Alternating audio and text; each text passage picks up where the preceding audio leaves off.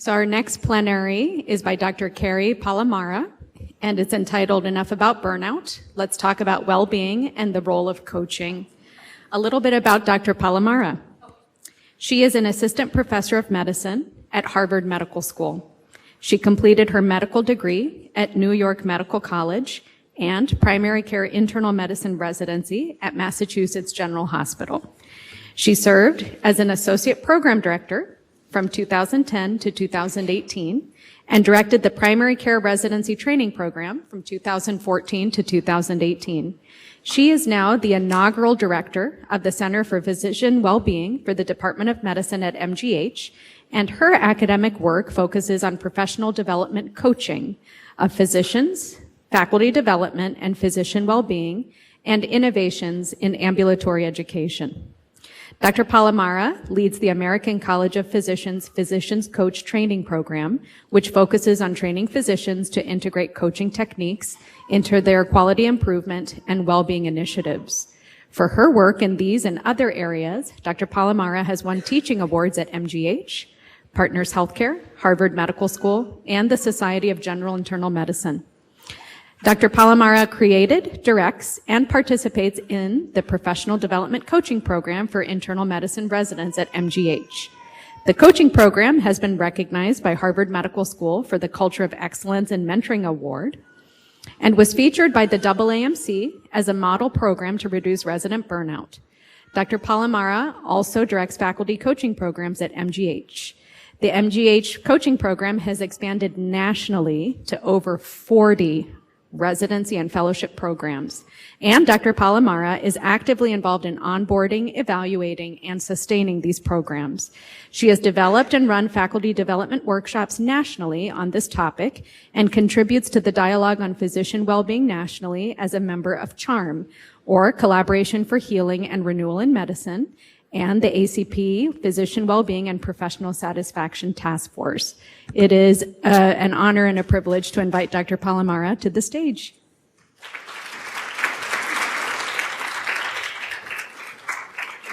Hey, can you hear me? Yeah, good. All right, excellent.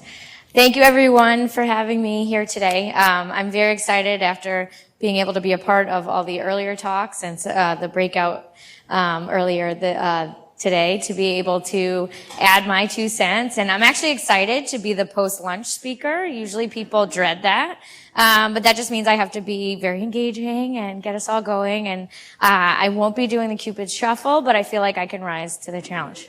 So how many of you felt a little bummed out despite Dr. Dewey's amazing talk earlier, thinking like, wow, this is kind of a total bummer, this whole burnout thing. Like, did anyone feel like a little, like, oh, this isn't so great?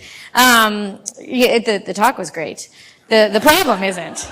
And so, I felt very similar a couple of years ago as we were building coaching programs, and as you're reading some of this data and even looking at our own data of evaluating our programs, it was like burnout, burnout, burnout, burnout. And it was like, there's got to be something on the other side.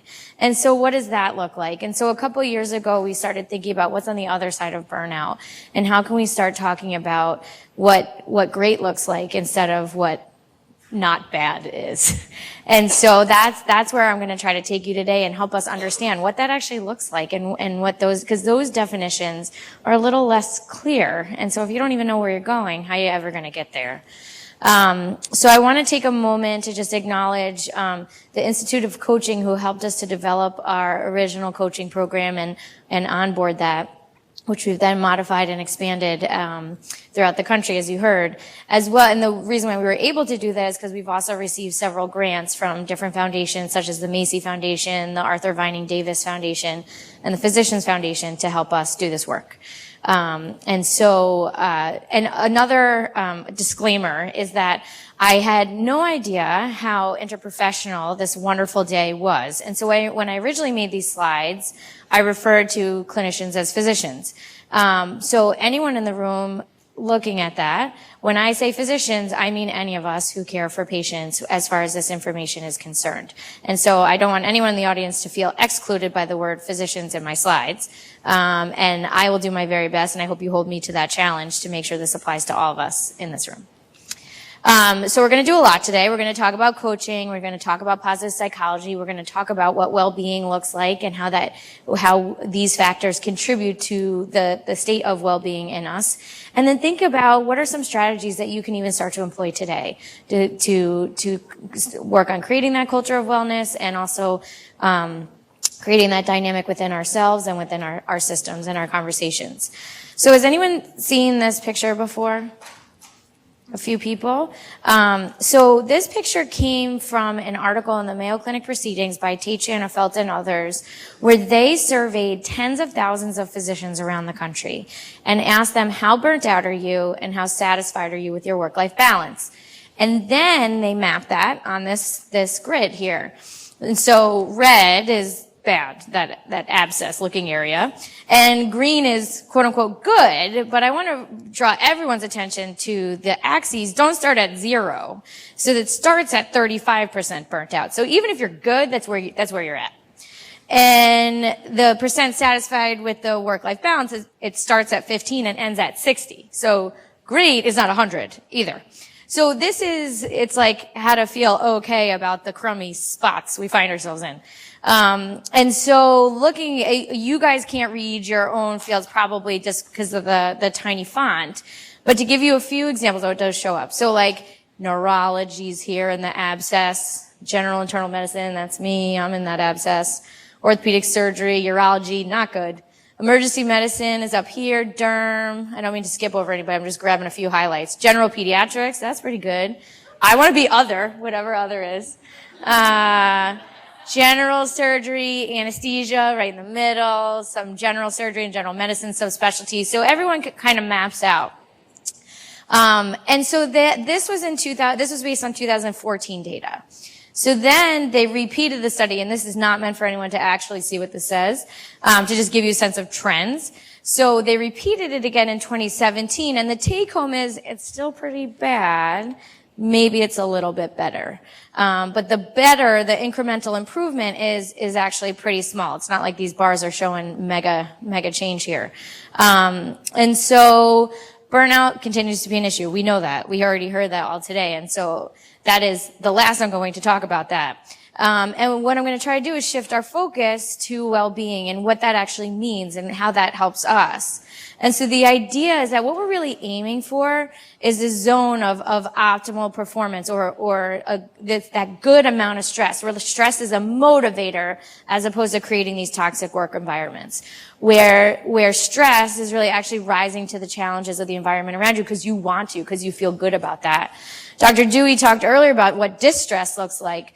And I think the thing to think about is when you consider the physician in the case that she spoke of, or really, and even thinking about yourselves, taking like an honest inside moment here. We're not going to share this with the group, and just thinking like those times when you've been really not feeling great about work. And you wake up and your stomach's like a little iffy and you're like, oh, I probably have a GI bug. I should just call out. And you very much more easily might pick up that phone, or like, oh, I have a terrible migraine or something. And you're probably more likely to just say, you know what, I'm going to call out sick today. Or you're more likely to even get sick actually when you're feeling like that. And so there are health implications. There's behavioral implications. And so the idea is that I'd be surprised to find the healthcare professional who's feeling bored. So I don't know that that's where we're looking for. But the idea is really to find ourselves in this optimal performance zone. And, so then we have to think about, all right, so how do we get there? How do we get to where we are feeling like we are working in communities and environments where our well-being is supported? And so Dr. Shanafelt and others created this lovely diagram, and I'm going to give you a sense of what's in the hexagons because they don't come across great in a environment like this. But the idea is sort of similar to that curve I showed you earlier. They mapped out, so what supports being in the center of that? And when that's going well, you have engaged physicians. And when that's not going well, you have burnout. And so what they described is that you have here, and what I would also like to just stop and pause for a minute and ask, who here has worked really hard to get to where they're going, where they are? Who here hasn't gotten everything they've tried to get? So we're all pretty resilient. I do get frustrated sometimes where it's like, we need to learn resilience. It's like, I learned it. I'm here. Here I am. So the idea is not that we're not. It's not that we don't have grit or hardiness or resilience or whatever buzzword you're hearing about. But the idea is sometimes we have to get reconnected with those. And we also have to think about also pushing back on the situations that create that. So working upstream and making sure that we don't end up in that place in the first place. But then think about when we do feel like that, when we do feel like our back's against the wall or everything's cramming in upon us. What is it that we can hold on to help us do that? But what I think is really important about this picture is nowhere does it say the doctor can't handle stress or the nurse practitioner can't handle a busy day. That's not what this is. It's actually calling out what are the things that create a context where we might behave that way or feel that way or be in that, someone called it earlier, that toxic work environment. And so they talk about workload and job demands, making sure that's right-sized. Control and flexibility, that sounds nice. Work-life integration, social support and community at work. And so having a place where you can connect and not have that loneliness in the workplace. Organizational culture and values. Dr. Dewey talked about values earlier. Efficiency and resources.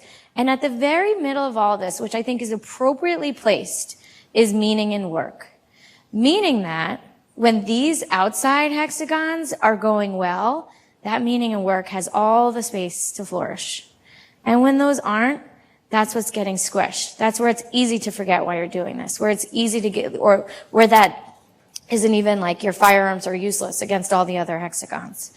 And so thinking about meaning in work and how if these other drivers are optimized, that meaning in work can really be recognized, appreciated, and flourished. And so what does well-being look like? If you actually look up the definition of well-being, or I just said Google because that's where all definitions are found. If you look at what does well-being mean, it's kind of wishy-washy and it's hard to really put your finger on it. And so it's one of those I'll know it when I see it kind of things. So let's think about what it actually looks like. So if you do research, the well-being is really when you're connected to the meaning and the purpose of what you do. So that middle hexagon. When you think about fulfillment in the work that you're doing, where you feel like you matter and what you do matters to other people, and that matters to the people you work for and the people you work with, that you're recognized. When I coach individual faculty, the number one thing I hear from people is, I just wish someone heard me. I just wish someone stuck up for me. And so feeling like you matter and that you're a part of things. Having that appreciation, having that peer support. Thinking about, we talked earlier about alignment of goals and values, but if you very quickly just thought back to the last time you kind of flew off the handle at work, it was probably that somebody was expecting that you were going to act outside of your value system. And the last time you really thrived in your workplace scenario, it's probably when your values were aligned with what you were being asked to do. And so that one is so critical. Control over your schedule. So simple. We are adults, right? But oftentimes we're being forced into this system. And when you think about a resident or a fellow, they have none of that. No wonder they're fried. And so that's a big part of it. Efficiency of practice, being in effective clinical teams, making sure your workload is right-sized and appropriate. And then you have some autonomy in the way that you do it, in the teams that you work in, and the way you see the patients. And so, there we go. So again, it says engaged physician. Let's think engaged professional. Is that when you go to work, when you have that work state of mind, you feel good about it. It brings a smile to your face. You feel fulfilled. You have that feeling inside. And so when you bring it, you bring your all when you're doing it. And you feel like you could just do it all day long. That you're dedicated, you're absorbed, and you could just live in that space.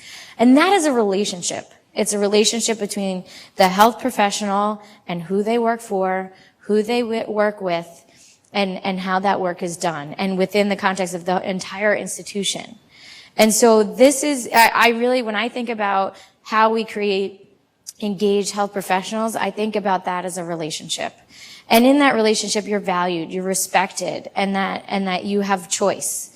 And when people have choice, it changes everything. And so trying to promote that type of culture. So how does coaching fit into all of this?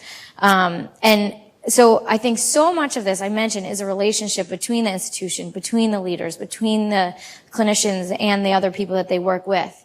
But in order to maintain that relationship, you have to know what you're looking for. You have to know what you need. You have to know what you're not getting. You have to know what you are that needs to continue. And the way that you can become empowered with that voice, coaching is one way that you can become empowered with that voice and help give people a voice.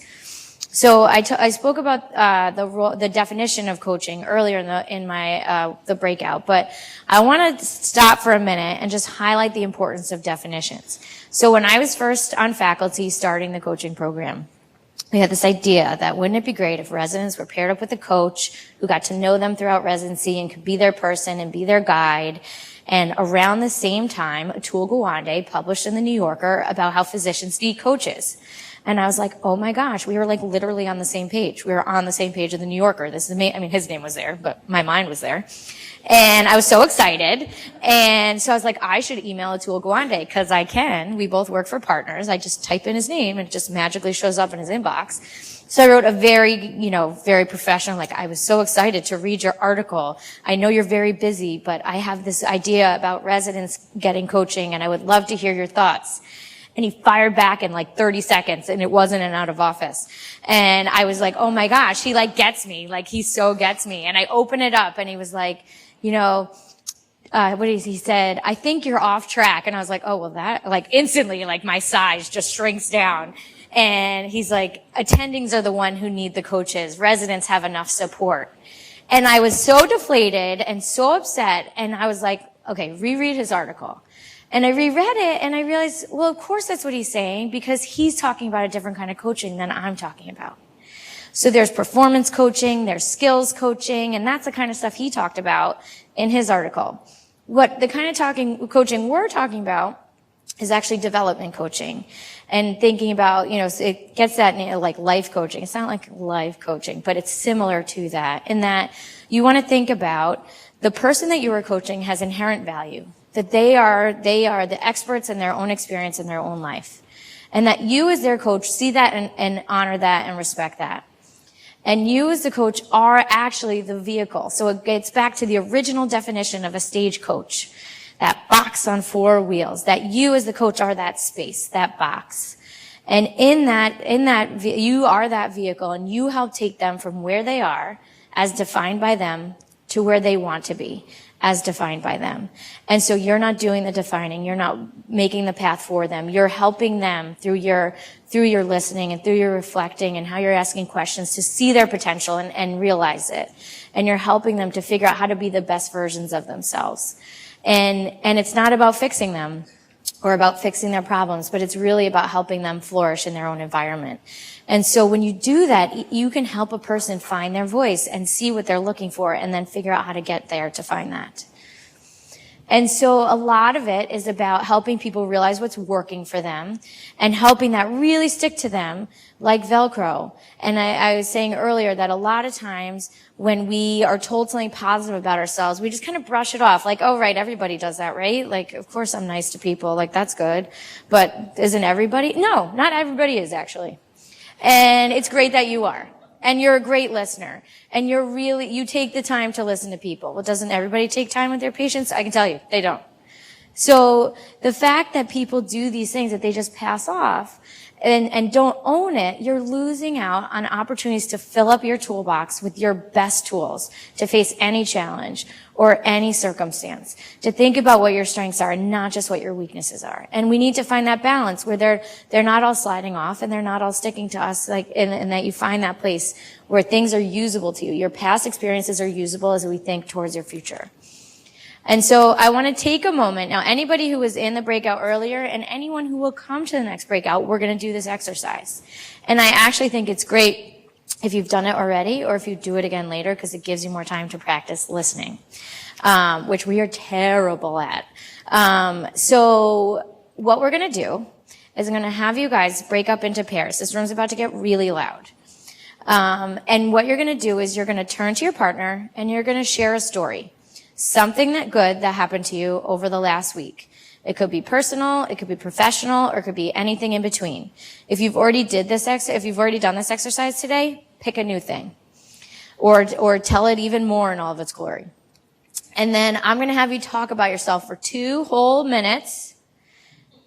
And the person that's listening, that is your only job, is to listen. No ahas, no, oh my gosh, that's so great, or me too, or any of those things. Just be quiet and listen. And what will happen is that they will keep talking. So the only thing you're allowed to say is if it's been less than 2 minutes and they just stare at you like kind of weirdly and they're like, what, now what? The only thing you're allowed to say 3 words. Tell me more. Okay? So I'm going to give you 2 minutes and then I'll tell you when it's time to switch. All right? If anyone needs a friend, if they don't have one, just raise your hand or stand up and we'll find you. So, does anyone want to share what that was like for them? I've heard lots of laughing. You guys are all smiling. This room is loud. What did that feel like? It was very hard to be quiet. Thank you for saying that. And I mean, she's an award winner, so I mean, yeah, it's really hard to. What do you think that is?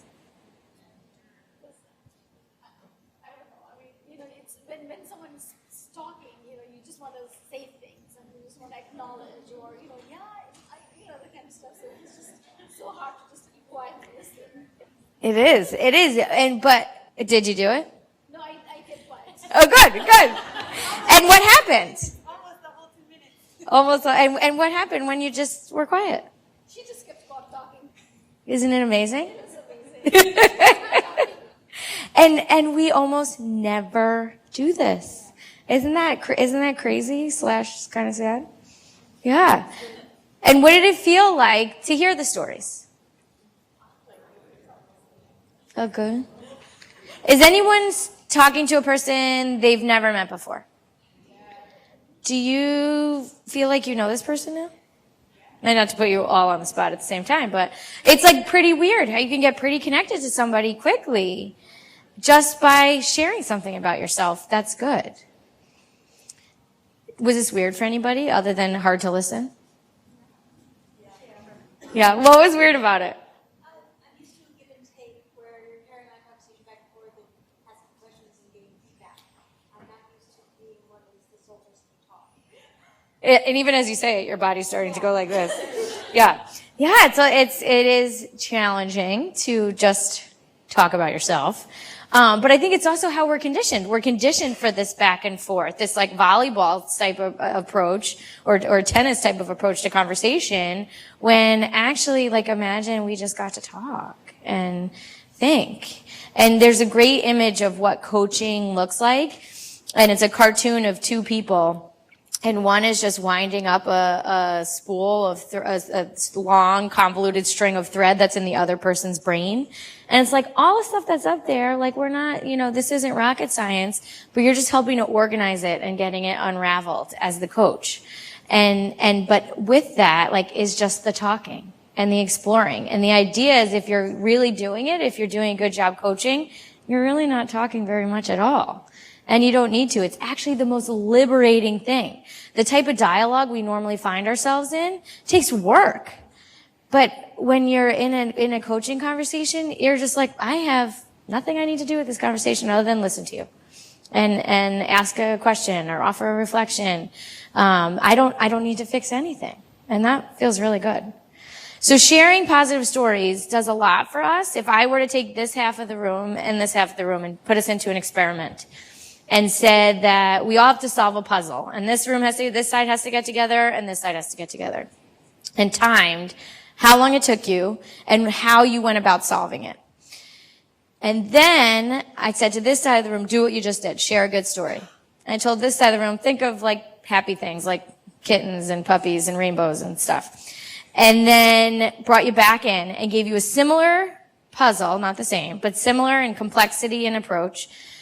This side would not only solve it faster, but they'd solve it differently than this side, and compared to when they did it the first time. So the idea is that when you begin a conversation or begin a meeting with a positive story, it makes you more mentally flexible, more creative, and more open to new ideas. So I would encourage you guys to do this regularly. So when we think about coaching, the ins and outs of coaching are really being with the person in a way that you truly value them and you value their experience in the past as essential tools to the conversation that you're having. And that when you're curious, you're not curious for yourself, but you're curious for them. That you're pointing that curiosity outward, and you're really listening to understand them.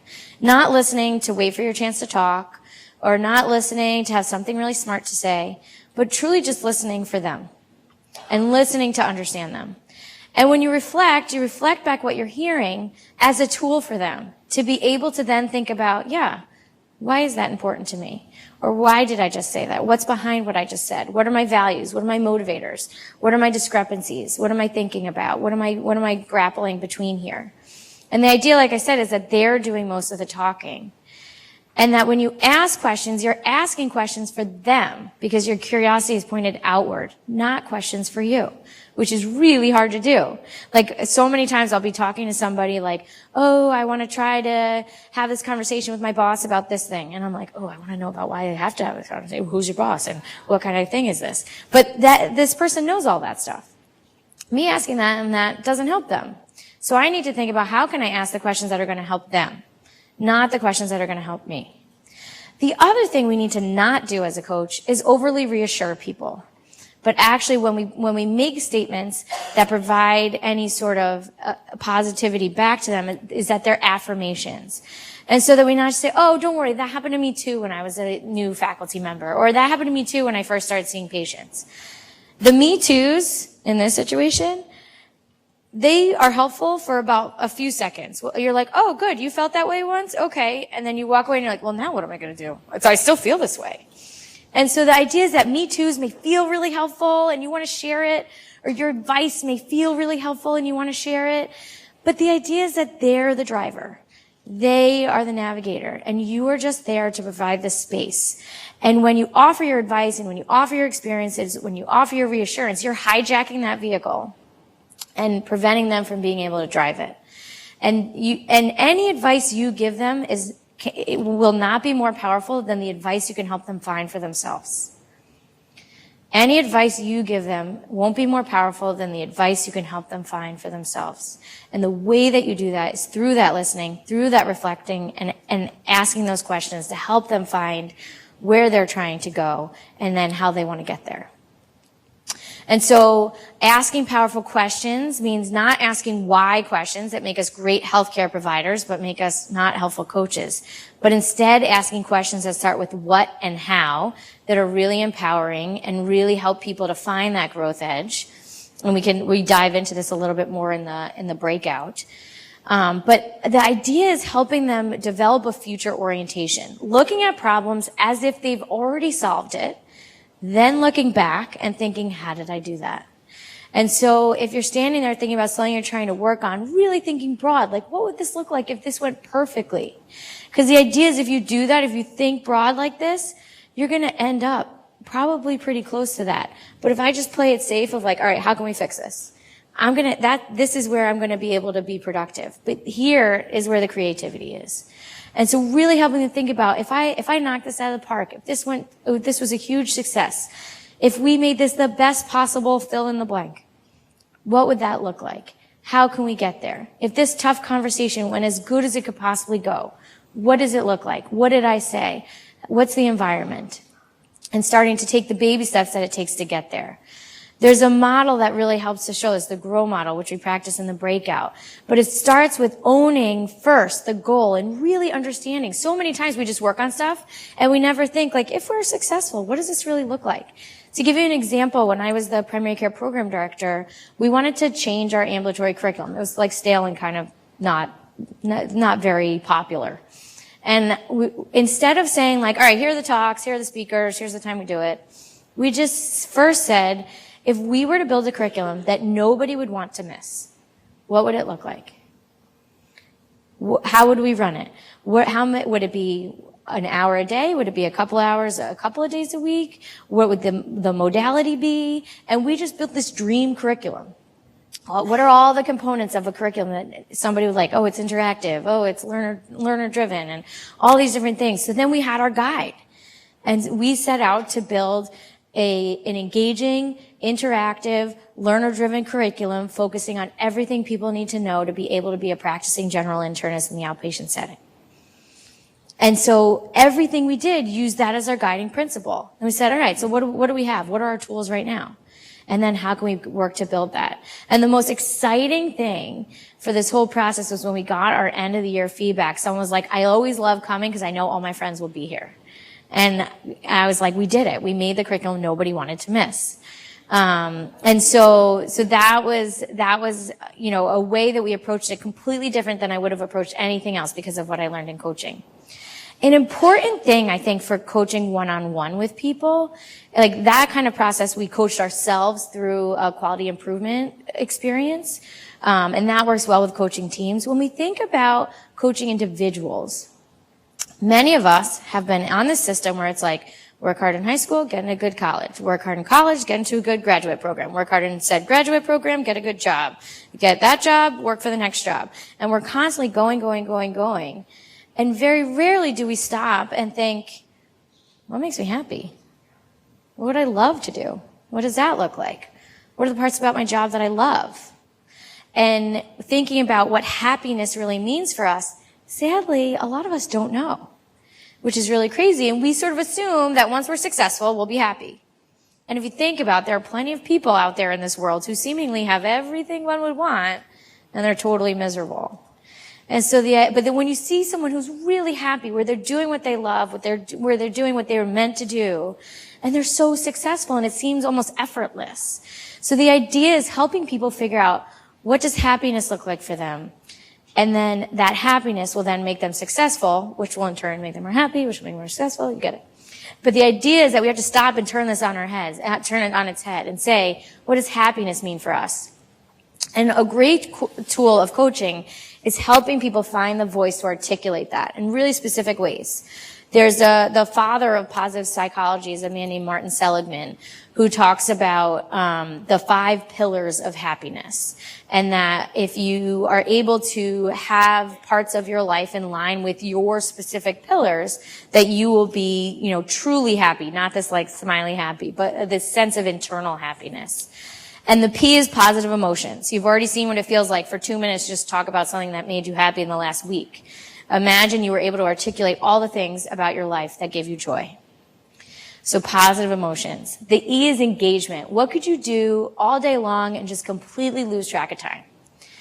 The R is relationships. What are the relationships that matter to you the most? The ones that no matter how much you give to it, you get so much more back in return. The relationships, no matter what, you'd always prioritize because they mean so much to you. M is meaning. What parts of your life and your work give you the most meaning? And A is accomplishments. What are the accomplishments that you're the most proud of? Not someone you work for, not someone you work with, not your family, but you. What are you most proud of? And then you take stock and you say, all right, so this is what makes me truly happy. Are my activities throughout the day aligned with this? Are my activities throughout the week, the month aligned with this? If they are, great. How are we going to keep that up as life changes or your work changes? If they're not, what would it look like if it were better aligned? What's one thing that you could do? How could you ask for help?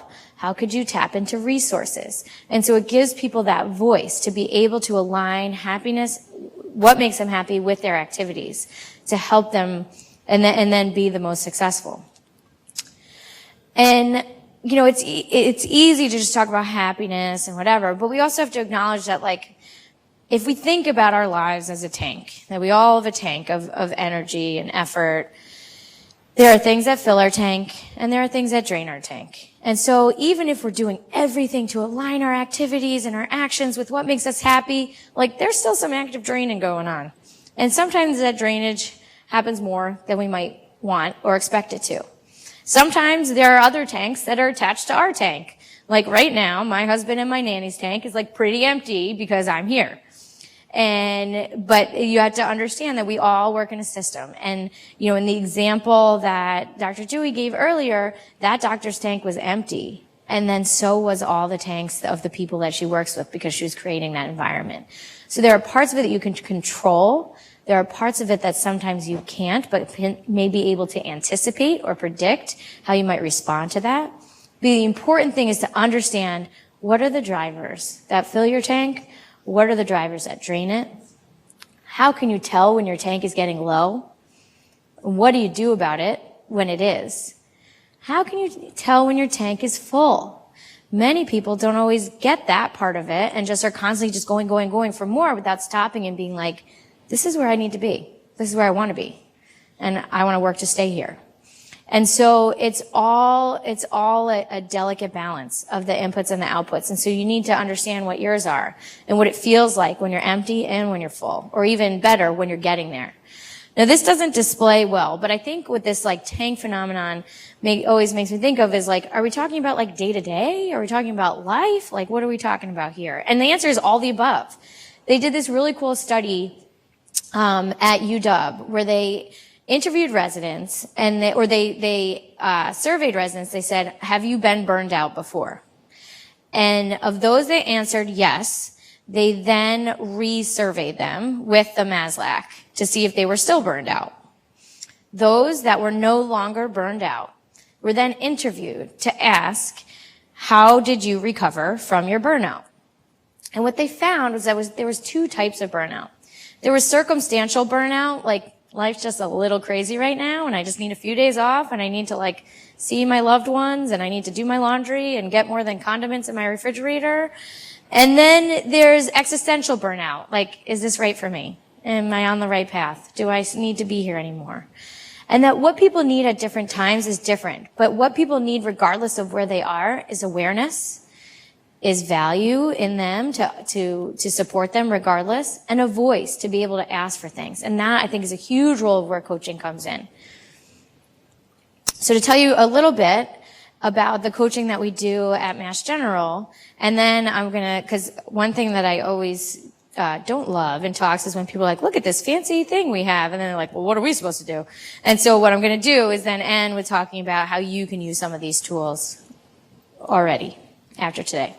So the model that we use, we started out because it was before the clinical competency committees were in place, where we had this like terrible evaluation system where we basically had a face sheet of the residents and we're like, how's this one doing? How's that one doing? And I was at my first meeting as a faculty member and I'm like, is this seriously how we do this? This is terrible. Like, we're a good hospital.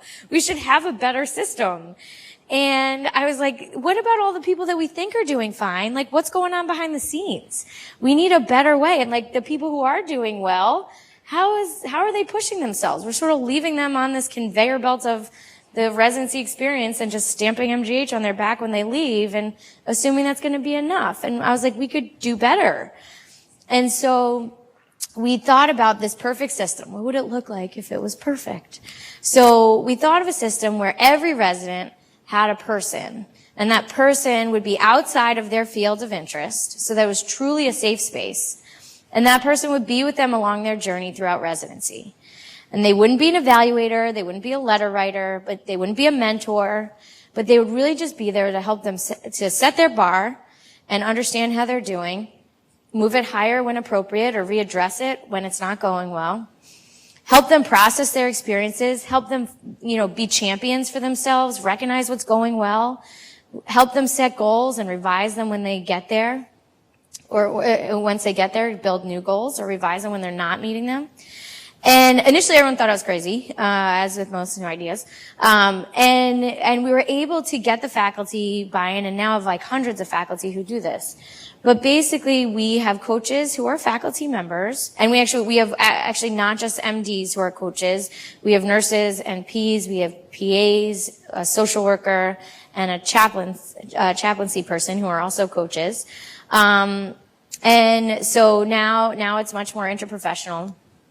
They're paired, the residents are paired one-on-one with their faculty coach, who has undergone about 3 hours of training with me, where you do a lot of hands-on practice with the exercises. So the coaches actually leave having practice coaching and experiencing coaching, which gives them a good sense of what it feels like. Even just that, 2 minutes of, it's really hard to do this and not say anything.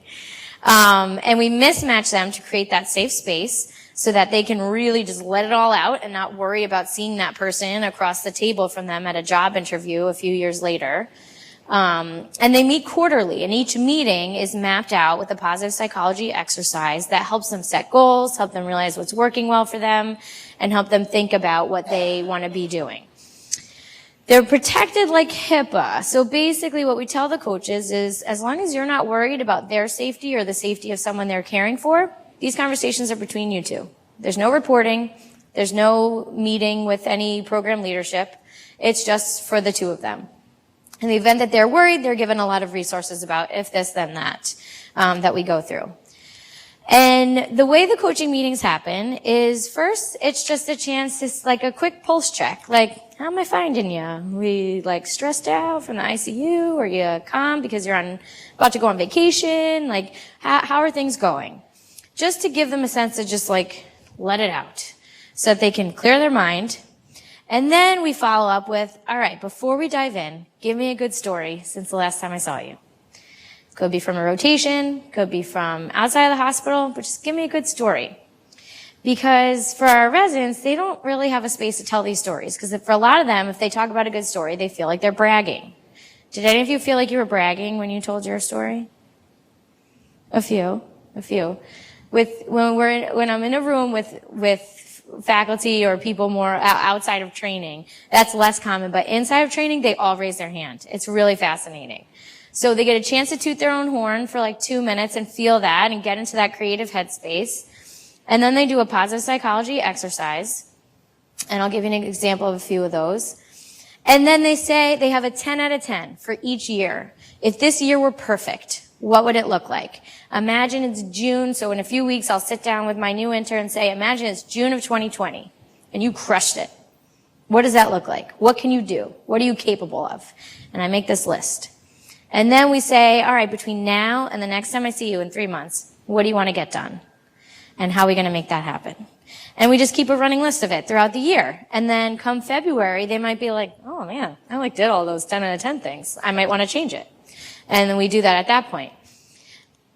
And so each meeting is structured the same way, but I tell the faculty coaches when I'm training them, like if they just plop down in the chair and just like start letting it all out, then get back to the basics. Listen, reflect, and ask how and what questions. And if that's all you do, I don't care what curriculum I developed, you're doing it.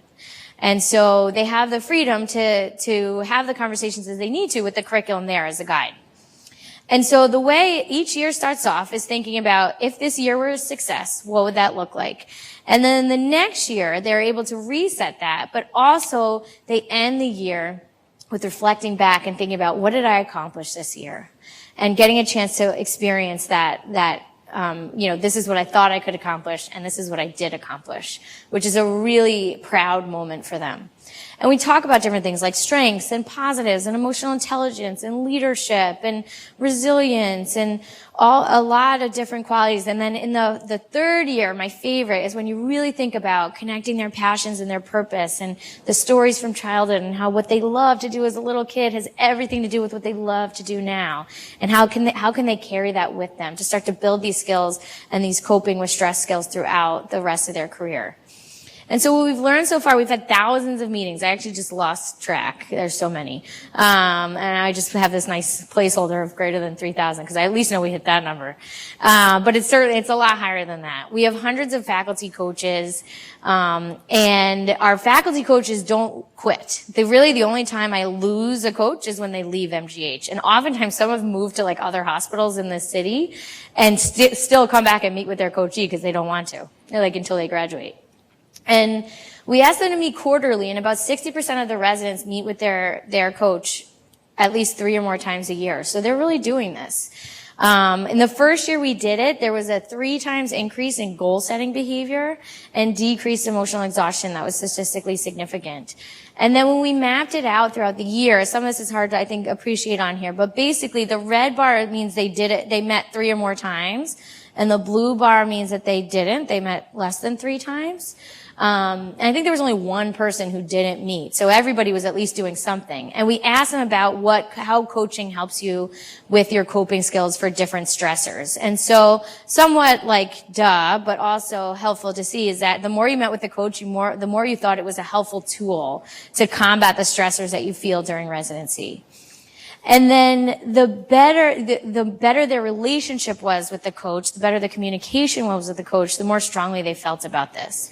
and particularly in areas such as confidence and their interpersonal and interprofessional skills and work-life balance and coping with different stress in their own life at work and outside of work.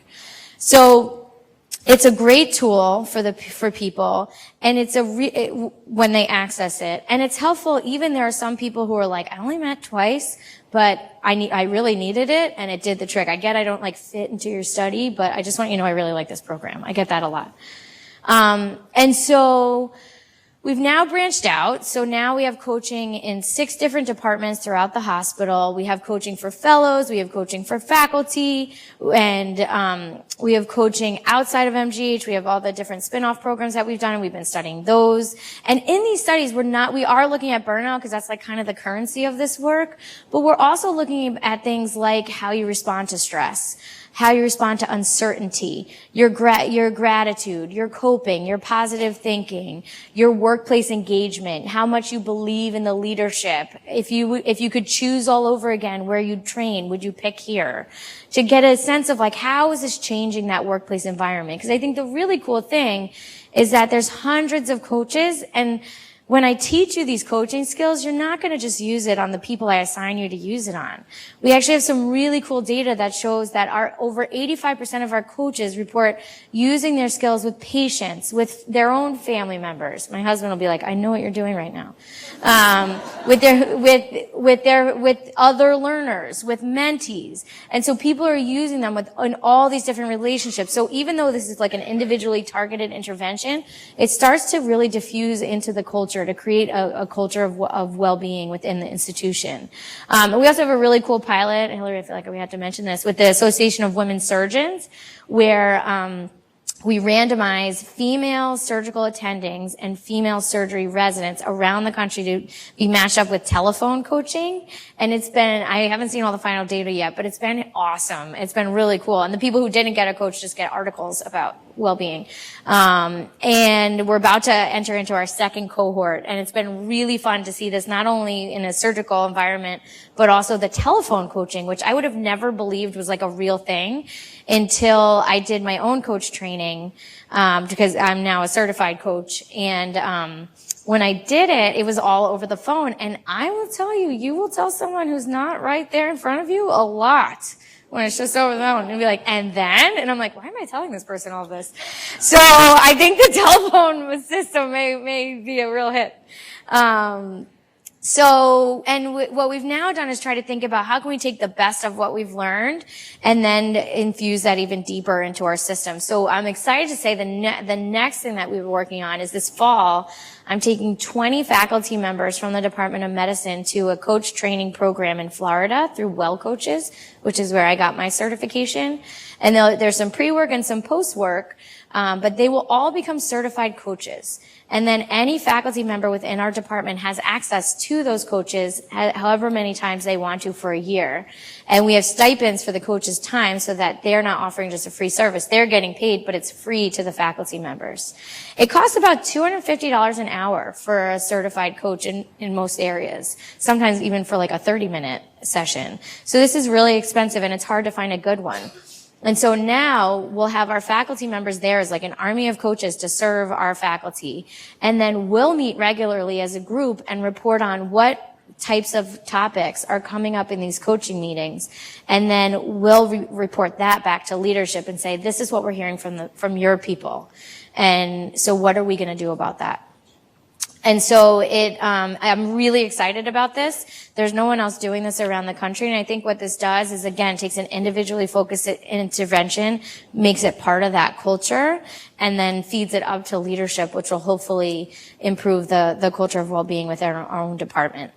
So how you guys can start today, I think first is really practice this listening to other people. Because what happens when you listen, and it's more than just like, tell me about your good day, but when you truly listen to people, one, you realize conversations are just much more effective when you actually listen. And when you reflect back, like I had my nurse practitioner grab me in the hallway the other day, and she was like all over the place, like really upset about this thing. And I said to her, I go, it sounds like you're working really hard to help this patient, and you feel like no one is hearing you. And she's like, yes. And then we just had a conversation about that.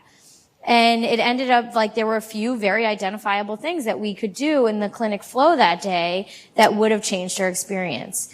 But as opposed to being like, okay, so how are we going to manage this patient? Okay, what are we going to do? I realized it had nothing to do with that patient. It had everything to do with the environment around her. And so when you truly listen, you see opportunities to help. You see opportunities to improve systems. You see how people are functioning in the environments that they're in and how you can be a part of positive change for that. And that's been a really, really powerful part of what I have learned in coaching is just what you can do by shutting up and listening. It's amazing. And then when you reflect back, seeing what happens to people when they are heard, it is truly remarkable. I would also think about asking your questions differently, being really future-oriented and curiosity outwardly focused, and asking those what and how questions and trying that out in meetings or when you're trying to fix something or grappling over how can I do something, or even considering saying to a patient like, all right, so what are we going to do to make this work for you? How are we going to make that happen? It's a very different conversation. I think asking yourself what fills your tank and what empties it so that you can start to have a language and a voice around this can be very impactful. So when your clinic leader or your boss or someone else you work with asks you a question about what do you think we should do? You have a voice. You have something to say. Thinking about your answers for your pillars of happiness and PERMA and start to take stock. When are things aligned? When are they not? What do you want to do about it when they're not? And is there a way that you could tap into some of the resources that you have to make change in that area? And I think a really important question, and this is actually, I think it was like 8 days, I forget what, I don't even know what day it is. It was 8 days ago. Today's the 14th, in case anyone else was wondering. What matters to you day? It's part of the Institute for Health Improvement, has an annual international What Matters to You Day, where the goal is to think about not only asking patients, but asking staff what matters to them, and then thinking about, all right, if that's what matters to you, what's getting in the way of that? And what can we do about that? And so that's now how we have most of our conversations when we're talking about changing our culture, is going directly to people and saying, what matters to you? What's getting in the way of that? But without an answer, it'll be hard for leadership to help. And so again, it's about helping people find their voice and empowering people to use that voice to ask for what they need to make change. So I'm happy to answer questions. Good. We have a few minutes for questions. Yeah, right on. So we brought up the website that so in site we do a lot of motivational interviewing. And one thing that I found to be difficult about that is a lot of the times when you try to start probing people for goals or how are you going to go about doing that, then they say, I don't know. What are some tips for how to circumvent that? Yeah, so I get that question a lot. Like, this kind of sounds like motivational interviewing. And I think that that is definitely a tool that coaches use, not the only one. But I think that this comes up. You'll get someone, I was coaching somebody and it was like, and this isn't working, and that isn't working, and that isn't working, and it was like, and there's nothing I can do. And I was like, well, you wouldn't have signed up to meet with me if you really thought there was nothing you could do. I was like a visiting professor, and they just signed people up for these 30-minute windows. It was like rapid fire coaching. That emptied and filled my tank.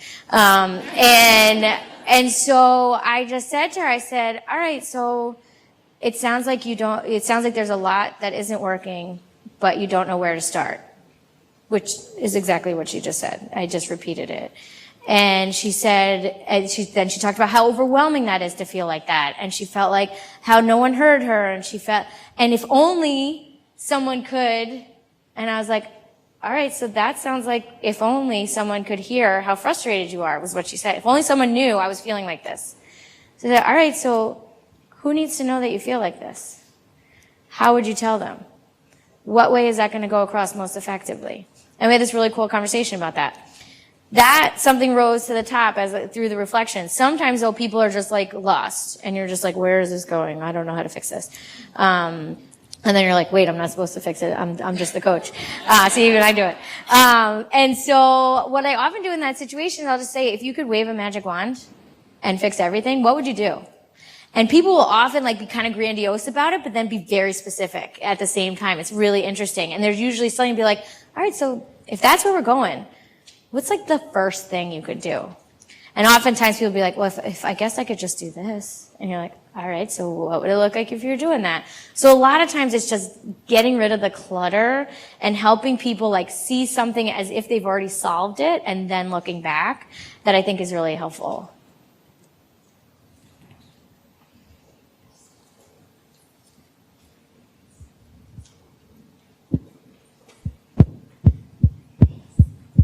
Oh.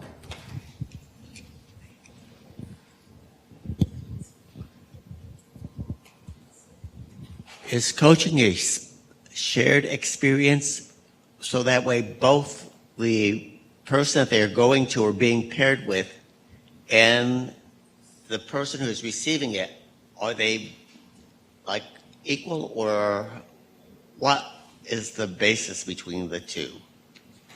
So is it a shared experience, meaning like a peer? Yes. So the majority of the time, somebody is the coach and somebody is the coachee, and that then doesn't get flopped in all the trainings. They get to be both. We do have a peer coaching program that we piloted, and once we get the larger one off the ground, we're going to resume the pilot, where faculty will be paired up together to be peer coaches. So they'll go through the same training, and then they can meet as it makes sense for them throughout the year, with some helpful exercises. And the idea is like, all right, 30 minutes is for me, and then 30 minutes is for you. So that there is a peer coaching model that exists that can be very helpful.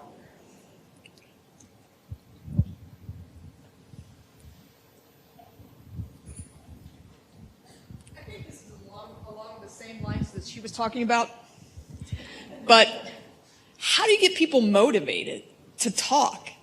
Because you can be engaged, but at some point somebody's going to go, I don't know, like I was having a hard time of thinking what the best part of my week was. You asked me about a month ago and I can give you some great stuff. But how do you get people motivated to talk about these things or open up to you? Well, so the thing about coaching is you can't force it. So if somebody doesn't want to be there, they shouldn't be there. And maybe then the conversation is about like what would be the best scenario for you to be able to engage in this. Sometimes though, people just need the permission to keep talking. So I will occasionally get a resident. With faculty, they just come in and just start like dumping everything on my desk, which is fine. That's my job. But with residents, sometimes they'll be like, I don't know, things are good. Everything's good. It's good. And I'm like, so it sounds like things are good. And then they usually kind of laugh, and then they're like, well, you know, like this is going on, and that's going on, and that's going on. It's like, and then I'll often say, so it sounds like these things are good. And then that usually highlights there's probably a few things that aren't. Or sometimes literally things are just fine. Like we don't have to find problems where they're not. So when it does actually seem like everything's good, then I'll just say like, wow, it sounds like things are really good. Like, let's think ahead to the next couple of rotations. Like, how are we going to keep you in this zone when you haven't slept in a couple of days, or you're on nights and everyone else you know is on days, or, you know, trying to sort of predict how to keep them, you know, in their best state of mind. I will say though, there are times where I leave a coaching meeting and I'm like, oh, I don't know, was that actually helpful? And I'll get an email and be like, Dr. Palamara, it's always so great when we meet. I always feel so much better. And I'm like, oh, okay. All right. That was good.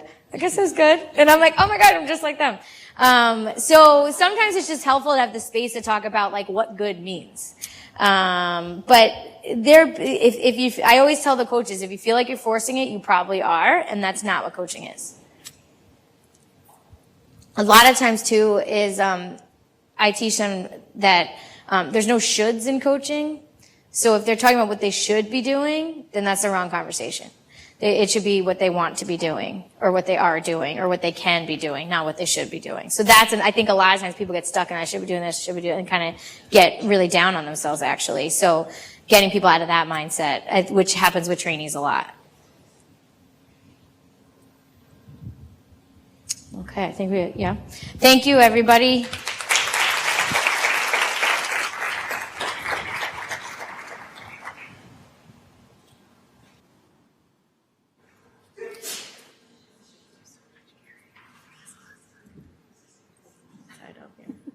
There you go. Thank you. Oh, I turned it off. Are you going to use this? I'll just do that. Yeah, thank you. Thank you so much, Dr. Palamara. What I especially found powerful about that is moving away from the why to the what and the how. I thought that was really incredible, so thank you. So now it's time for a couple of more Gratitude Garden raffle gifts. Callista Cahill.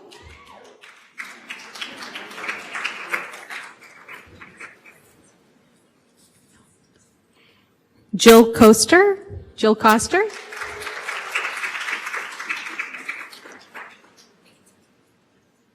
Kerri Palamara. Yes.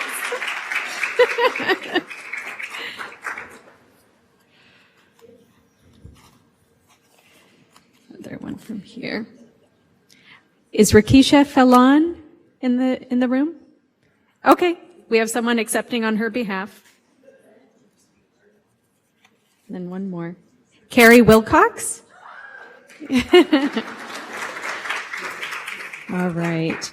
So before we go to our next set of breakout sessions, I'm going to invite Emily Krause to the stage. So Emily is a yoga instructor in town with Yoga, and she is going to take us through a brief 5-minute chair yoga exercise.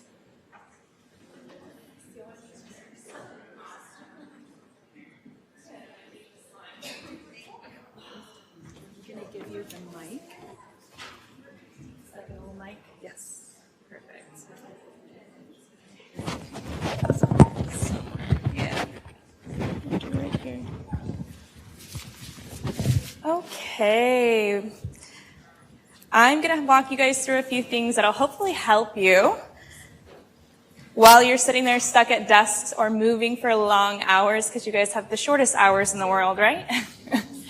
So I'm going to have everybody scoot away from their table a little bit and bring your feet flat on the ground. Bring your hands to your knees. So we're going to root our sits bones in. So that just means untuck any fleshy part that might be there so you're nice and grounded in. Then find a nice neutral spine. So that just means making sure you don't have that anterior tilt of your pelvis. Having a nice straight spine, draw the crown of your head up towards the ceiling.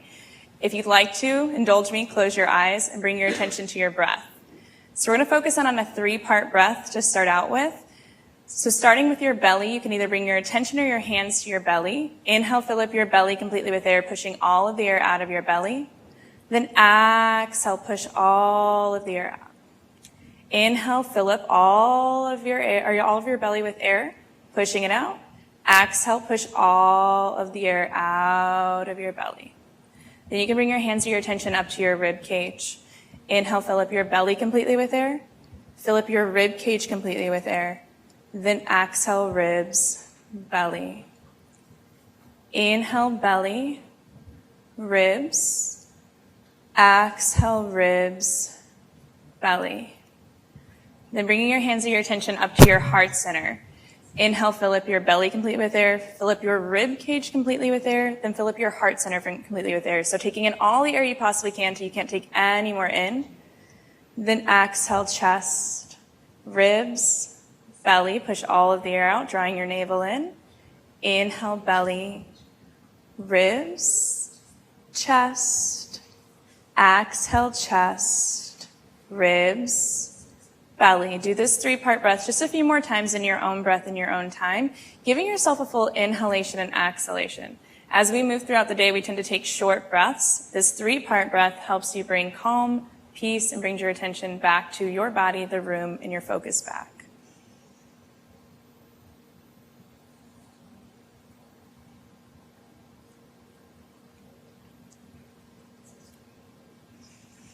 And then opening your eyes if you like. We're going to follow a few sun breaths. Instead of going out, we're going to go forward. That way, make sure we don't hit anybody, hopefully. Inhale, bring both arms up towards the ceiling. Exhale, bring your hands to your heart center. Inhale, bring both arms up. Exhale, bring your hands to your heart center. And just one more time. Inhale, bring both arms up. Exhale, bring your hands through heart center. This time, lace your fingertips together, then press your palms away from your body. So tuck your chin and really round through your shoulder blades, pressing here. Breathe here. Try to feel your breath expand through your shoulder blades. On an inhale, bring your palms up towards the ceiling. Let your shoulders melt out of your ears. On a next inhale, lift your heart center and your rib cage up, finding a little bit more length. Then exhale, come to your left side. Press your palms through. Gaze comes up towards the ceiling if it feels good. Try to rotate your heart center towards the ceiling. So we don't want to round down. Try to keep both sits bones rooted into your chair. Inhale, come center. Exhale, come to your opposite side. Press through your palms. Rotate your left shoulder back a little bit. Gaze comes up towards the ceiling if that feels good. Inhale, come back to center. Exhale, bring your hands back through heart center. So bring your hands back to your knees. We're going to do a few neck stretches, and then we're going to move on and do a few things with the legs. So on an inhale, bring your chin up towards the ceiling, as far back as you can comfortably. Then exhale, tuck your chin into your body, rounding through your neck. Inhale, chin up towards the ceiling, nose comes up all the way back. Exhale, bring your chin into your chest. Inhale, come back to neutral. You're going to drop your left ear to your left shoulder. Take your right hand, press it into your chair. Use your left hand to help your head find a little bit of a stretch here. The more you root your left palm or your right palm down, the more you're going to feel that stretch throughout your entire side. Then release, switch sides. Left palm goes into the chair, right ear to right shoulder. Take your right hand, find a little bit of a stretch. Rooting your left palm in, finding length.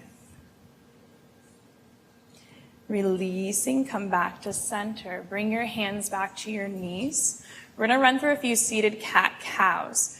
So on an inhale, tilt your pelvis forward, bring your heart center forward, draw your shoulders down your back. Gaze comes up a little bit towards the ceiling. Really pulling your shoulder blades together, really pushing your heart center forward, really finding a round in your spine, so pushing your navel forward. Then exhale, round to seated cat. So you're going to tuck your tailbone, round through your spine, tuck your chin, and slump your shoulders forward. Really pushing through your shoulder blades. Feel your breath expand through your shoulder blades. Then inhale, come into your cow. Exhale, cat. Go through this a few more times in your own breath, in your own time, trying to start with your hips first, and then like a wave moves up your spine, letting your head be the last thing to move. Spending a few moments in each pose. If you need to spend a few more breaths in either pose, doing that.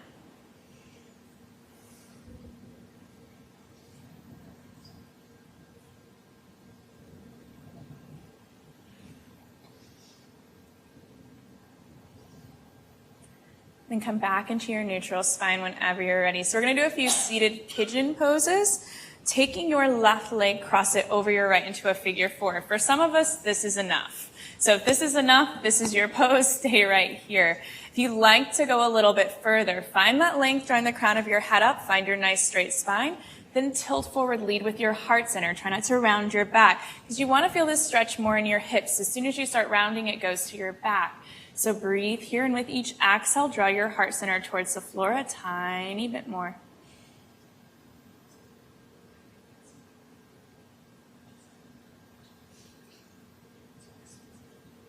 Holding here for just a few more breaths. Then inhale, come up. Take your leg, cross it completely over if you can. Take your right hand, place it on your left knee. Left hand comes behind, or you can place it on the back of your chair.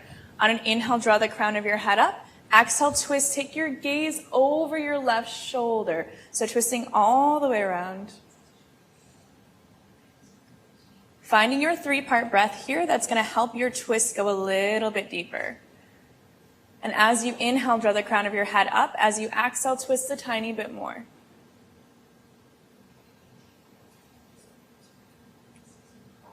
Then release, come back to center, switch sides, cross your opposite leg over, coming into that figure 4. Inevitably, one leg is going to be tighter than the other.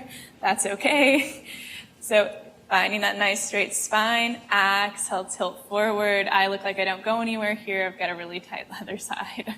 So breathe here. With each exhale, slowly fold forward, or at least pretend like you are. Breathing into your hip.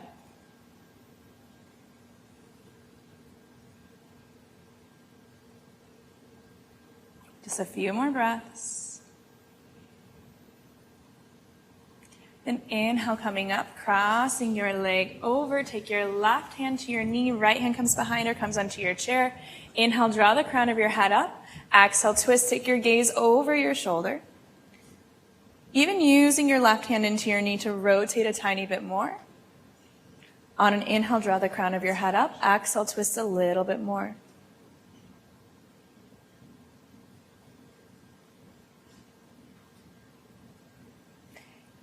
Inhale, come back to center, unleash. So bring your legs a little bit wider, feet rooted onto the floor.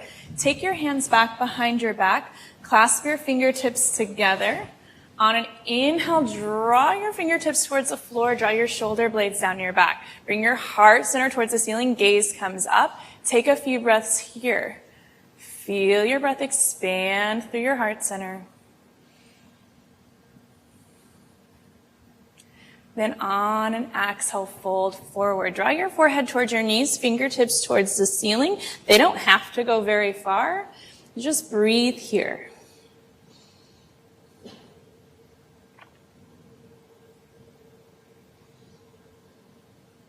Then releasing your hands, let them fall down to the ground. Walk your legs in and just kind of slump over your legs.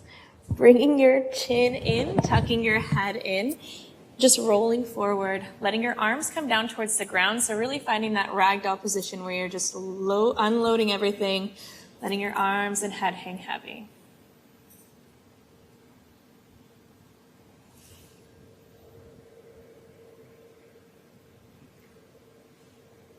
Inhale, halfway lift. So bring your hands to your knees. Draw your shoulder blades down your back. Then exhale, fold forward again. Really reaching towards the floor, really slumping forward. Rolling your shoulders forward. Inhale, halfway lift. Bring your hands back to your knees. Find that nice straight spine. We're going to close with another round of your 3-part breath. This is bringing your attention back to your breath, bringing your mindfulness back to your body. Either closing your eyes or keeping them open. Inhale, fill up your belly completely with air. Fill up your rib cage completely with air. Chest, exhale, chest, ribs, belly. Pushing all of the air out.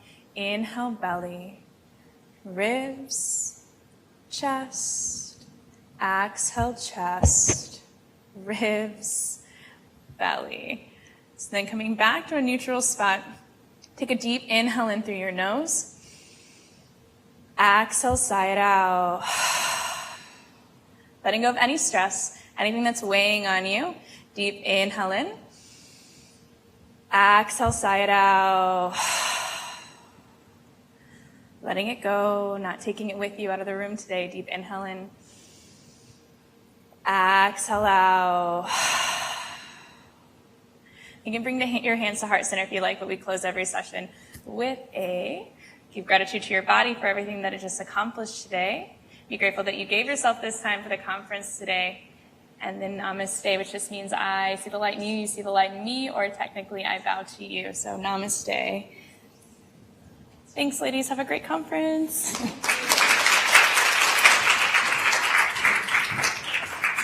Thank you so much, Emily. That was really fantastic and just what we needed at this point in the afternoon.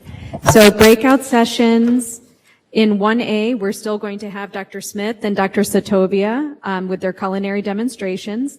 This afternoon, Dr. Dewey's gratitude session will be in 2B, and Dr. Palamara's coaching session will be in 4F.